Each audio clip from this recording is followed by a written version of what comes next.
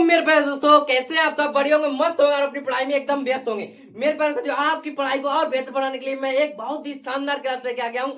वो क्लास जो आपके लिए काफी अर्थपूर्ण है। इस वीडियो में आपके 6 नंबर पक्के होने वाले हैं, क्योंकि यहाँ क्या है, जो लेके आए हो रस छंद व अलंकार, दो दो नंबर के आपके हर साल बोर्ड एग्जाम में पूछे जाते हैं। अगर आपने इस वीडियो को शुरू से अंत देख लिया, जितना जो कुछ बताऊंगा ना कुछ आपको ज्यादा करना है ना इससे कम करना है, यही अगर आपने देख लिया तो आपके 6 नंबर बिल्कुल पक्के हो जाएंगे। ठीक है, चलिए देखते हैं। सबसे पहले देखें श्रृंगार रस। श्रृंगार रस क्या होता है? रस होता क्या है? गन्ने का रस नहीं होगा मेरे भैया। रस मतलब होता है खुशी का भाव। क्या होगा? खुशी का भाव। अगर जो हमारा खुशी का भाव होता है, प्रेम जिसे बोल सकते हैं, प्रेम। ठीक है, खुशी का भाव को क्या बोलेंगे? श्रृंगार रस कहते हैं। ठीक है, रस होता है।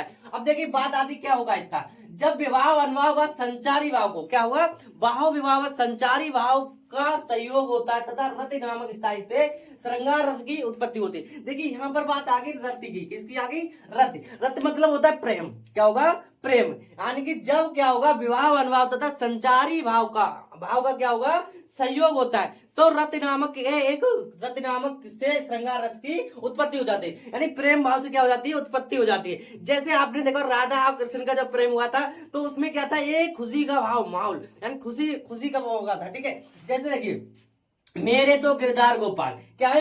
मेरे तो गिरधार गोपाल दूसरों ना कोई, जाके सिर मोर मुकुट मेरा पति हो सोई। यानी कि इसमें क्या हो रहा है कि मेरे तो गिरधर गोपाल, यानी कि मेरे तो क्या है? गिरधर गोपाल, दूसरों ना कोई, जाके सिर पर मोर मुकुट, जिसके सिर पर मोर मुकुट है। जिसका जो कृष्ण गोपियां कह रही हैं, मेरे तो क्या है? गिरधर गोपाल है, जिसके सिर पर मोर मुकुट, वही मेरा पति सोए हुए। यानी कि उन्हीं का वो क्या मान रहे हैं? पति मान रहे, जिसके सिर पर क्या है? मोर मुकुट है। मेरे पास बहुत ही सिंपल उदाहरण है ये। उदाहरण अगर आपने लिख लिया, इतनी परिभाषा ही लिखनी है। देखिए दूसरा एग्जाम्पल लेके अगर आपके लिए जो सरल लगे वो लिख सकते हैं। अरे बता दो मुझे कहाँ प्रवासी है मेरा। यानी कि क्या कह रहा है? अरे बता दो मुझे कहाँ प्रवासी है मेरा, उसी बावले से मिलने का ढाल रही हूं मैं फेरा। यानी कि हमारा जो प्रेम है, जो प्रवासी है हमारा, जिससे हमने प्रेम किया है, वो कहाँ है? हम उसी से फेरा डालने की कोशिश कर रहा हूँ। यानी कि हम उन्हीं से फेरा डालेंगे। बहुत ही सिंपल है मेरे पास। ठीक है, तो मैं उम्मीद करता हूँ श्रृंगार रस मेरे प्यारे भाई बहन बहुत ही अच्छे से समझ में आ गया होगा। चलिए आप देख लेते हैं अगला वीर रस। वीर रस क्या होता है?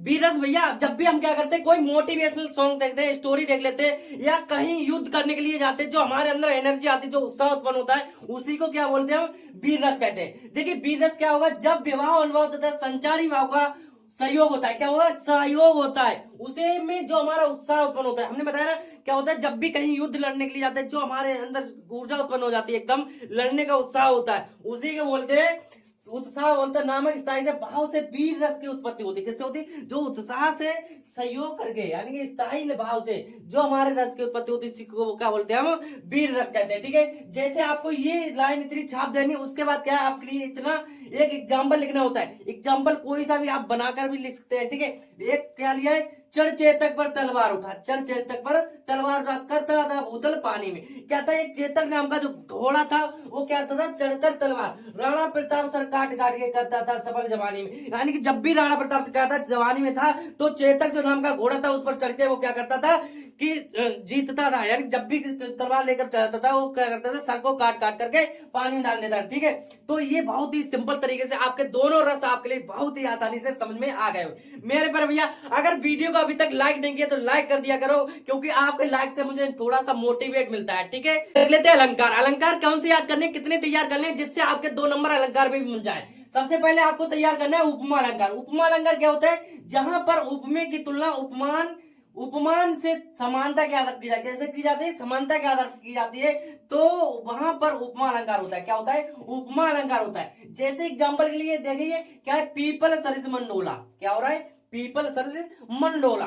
बहुत ही सिंपल तरीके से आप याद कर सकते हैं। ठीक है, फिर आपको दूसरा जो अलंकार याद करना है, क्या याद करना है? रूपक अलंकार। देखिए रूपक अलंकार क्या होता है? वेरी वेरी मोस्ट इंपोर्टेंट ये है मेरे पर भैया। अगर आपने पेपर उठाकर देखा होगा, तो जो हम आपके लिए लेके आए अलंकार रस, रस भी बताऊंगा, आपके 2 नंबर रस के भी पक्के होने वाले हैं। यही पूछे जाते हैं हर साल। यहाँ पर क्या है? जहां पर उपमे का उपमान के भेद रहित, किसके साथ भेद रहित आरोप होता है, वहां पर क्या होता है, रूपक अलंकार होता है। जैसे एग्जांपल लिए गया चरण कमल बंधो हर्षाई, किसका है, चरण कमल बंधो हर्षाई। हर मतलब क्या होता है, विष्णु, यानी कि जो विष्णु के जो चरण है, जो पैर है, वो किसके साथ है, कमल के साथ, यानी कमल जैसे फूल की तरह नाजुक है। ठीक है, तो ऐसे याद कर सकते हैं। ठीक है, तो मैं उम्मीद करता हूं ये दोनों अलंकार आपके समझ में आ गया होंगे। अब एक और अलंकार देख लेते हैं, जो पहले लास्ट अलंकार क्या देखा है हमारा, यमक अलंकार। यमक अलंकार आपको कैसे याद करना है, जहां पर कोई शब्द एक से अधिक बार आए और उसका अर्थ अलग अलग हो, वहां पर क्या होगा, यमक अलंकार होता है। क्या होता है,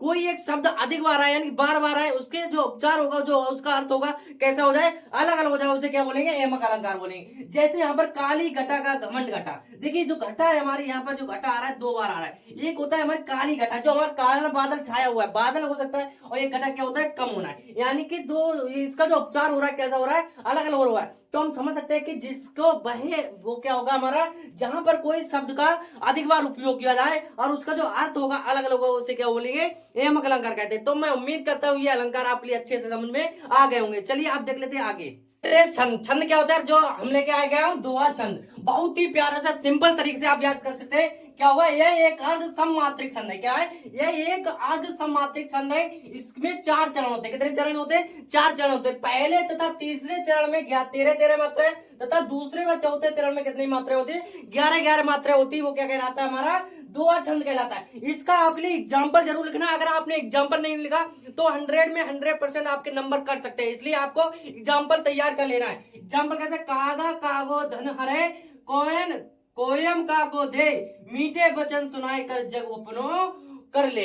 यानी कि इसमें क्या है, इसकी जो मात्राएं होती है, मात्राएं आपको बहुत ही अच्छे से तैयार करना है। चलिए आप देखते हैं आगे। ठीक है, चौपाई, चौपाई क्या है यहाँ पर, यह एक सममात्रिक छंद है। क्या है, यह एक कैसा है, सममात्रिक छंद है। इसमें 4 चरण होते हैं। इसमें भी कितने चरण होते हैं, 4 चरण होते हैं। प्रत्येक चरण में क्या होती है, हमारी 16 मात्राएं होती है। इससे अंतिम 2 वर्ण लघु गुरु नहीं होनी चाहिए। इसके जो अंतिम चरण होंगे वह होंगे, तो उसमें क्या नहीं होना चाहिए, गुरु नहीं होना चाहिए, लघु गुरु नहीं होना चाहिए। ठीक है, जैसे एग्जाम्पल के तौर से आप समझ सकते हैं। क्या है, बंदव गुरुपद परंपरागा, सुरुचि सुवास सरस अनुरागा, अमय मुरिमय चरण चारु, समन सकल वह रुचित परिवारू। यानी कि हमारा क्या नहीं होना चाहिए, ये एग्जाम्पल बहुत ही सिंपल तरीके से आपको तैयार कर लेना है मेरे पर भैया। ये एग्जाम्पल अगर आप नहीं लिख के आते तो आपके नंबर कट सकते हैं, इसलिए देखिए। तो मेरे पर भैया आज की वीडियो में बस इतना ही। वीडियो कैसी लगी कमेंट बॉक्स में जरूर बताना, और अपने दोस्तों के साथ ज्यादा से ज्यादा शेयर करना। अगर चैनल पर नए आए हुए, चैनल को अभी तक सब्सक्राइब नहीं किया, चैनल को सब्सक्राइब कर ले, क्योंकि इस प्रकार की अमेजिंग क्लास हम इस चैनल पर लाते रहते हैं। मिलते हैं इसलिए मजेदार वीडियो का, तब तक thank you, bye bye, take care.